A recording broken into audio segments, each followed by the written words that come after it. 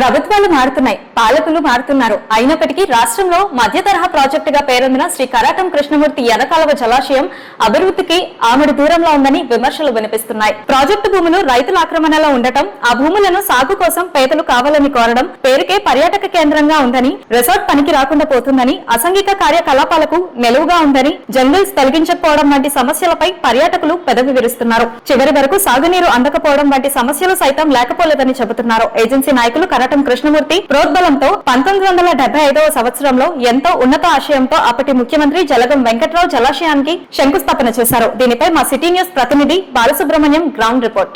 Good evening Sai. ప్రస్తుతం మనం ఏలూరు జిల్లాలోని మధ్య తరహా ప్రాజెక్ట్ గా పేరొందిన జంగగూడెం మండలం కొంగవారిగూడెం ఎర్రకాలువ జలాశయం దగ్గర మనం ఉన్నాము. ఈ జలాశయానికి శ్రీ కరాటం కృష్ణమూర్తి ఎర్రకాలువ జలాశయం అని చెప్పి నామకరణం చేయడం జరిగింది. అయితే ఈ జలాశయం రాను రాను టూరిజం స్పాట్ కంటే ఇక్కడ అసాంఘిక కార్యక్రమాలు ఎక్కువ జరుగుతుందని చెప్పి బయట ఆరోపణలు వస్తున్నాయి.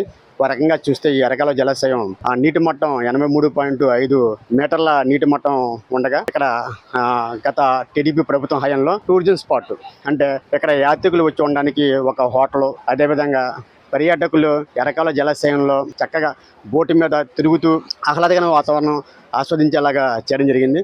అయితే తర్వాత వచ్చిన వైఎస్ఆర్ కాంగ్రెస్ పార్టీ ప్రభుత్వంలో ఈ ఎర్రకాలువ జలాశయం పూర్తిగా నిర్లక్ష్యానికి గురైనని మనం చెప్పవచ్చు.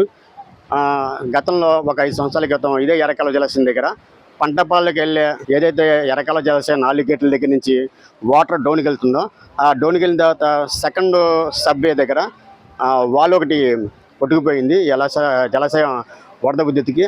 అప్పటి నుంచి ఇప్పుడు వరకు ఇంచుమించుగా 5 సంవత్సరాలు అవుతుంది. ఇప్పుడు వచ్చి ఆ వాల్ నిర్మాణం చేయలేదు. అదేవిధంగా చూస్తే ఎర్రకాలువ జలాశయం సంబంధించి ఇక్కడ జంగిల్ క్లియరెన్స్ అసలు ఉండదని చెప్పిన ఆరోపణలు వస్తున్నాయి. ఉన్నప్పుడు విజెస్లో కూడా మనం చూస్తున్నాము. మన ఎక్కడైతే చక్రధారపల్లి కొంగవారిగూడెం నుంచి ఎర్రకాలువ జలాశయానికి వచ్చే ఈ కిలోమీటర్ దూరంలో అటు ఇటు జలాశయం రోడ్డుకి వచ్చి అటు ఇటు కూడా మనకి మొక్కలు పెరిగిపోతున్నాయి. దీని క్లియరెన్స్ కూడా ఎప్పుడో ఇలా ఎమ్మెల్యే గారు వచ్చినప్పుడు, ఎంపీ గారు వచ్చినప్పుడు, ఏదైనా ప్రజాప్రతినిధి వచ్చినప్పుడు, ఏదైనా సీనియర్స్ వచ్చినప్పుడు మాత్రమే ఇక్కడ ఎర్రకాలువ జలాశయ ఇరిగేషన్ అధికారులు దీన్ని క్లీన్ చేయడం జరుగుతుంది. కానీ మిగతా రోజులు అసలు దీన్ని పడిచి కూడా మనసని చెప్పిన ఆరోపణలు వస్తున్నాయి. అదేవిధంగా చూస్తే చక్కటి లైటింగ్ కూడా ఇక్కడ ఉంది. ఇక్కడ లైట్లు కూడా వెలగవు. అర్ధరాత్రి పూట కానీ రాత్రి పూటలు కానీ కొంతమంది యువకులు ఇక్కడ వచ్చి మద్యం సేవించడం, అసంఘిక కార్యక్రమాలు చేయడం అటువంటి ఆరోపణలు కూడా ఉన్నాయి. ఇదే ఎర్రకాలువ జలాశయంలో గతంలో కూడా సరైన సెక్యూరిటీ లేకపోవడం వల్ల యువకులు స్నానానికి వెళ్ళి చనిపోయిన ఘటనలు కూడా మనం చూసాము. ఇప్పటికైనా కూటమి ప్రభుత్వం అధికారంలోకి వచ్చింది కాబట్టి ఆ ఎమ్మెల్యే గారు, ఎంపీ గారు, ఇక్కడ లోకల్ ప్రజాప్రతినిధులు అయితే కానీ, కూటమికి సంబంధించిన నాయకులైతే, కార్యకర్తలు అయితే కానీ అందరూ సమన్వయంతో, అధికారుల సమన్వయంతో చేసి ఈ ఎర్రకాలువ జలాశయాన్ని మంచి టూరిజం ప్లేస్గా చేస్తే బాగుందని చెప్పి ప్రజలు భావిస్తున్నారు. ఈ ఎర్రకాలువ జలాశయం సమీపంలోనే మద్దాచం టెంపుల్ ఉంది. తర్వాత జంగడం పట్టణకి గోకుల పద్యాతగిరి, ఆపేరికి వెళ్తే గుబ్బల మంగమ్మ టెంపుల్ ఉంది. ఈ అన్నింటినీ కలుపుకుని సపరేట్గా ఒక టూరిజం బస్సు, యాత్రికుల కోసం ఉచిత బస్సు, ఫ్రీ బస్సు ఏర్పాటు చేస్తే మరియు బాగుంటుందని చెప్పని ప్రజలు భావిస్తున్నారు. కెమెరా పర్సన్ కిరణ్తో city cable reporter Balasubrahmanyam, Jangareddy division.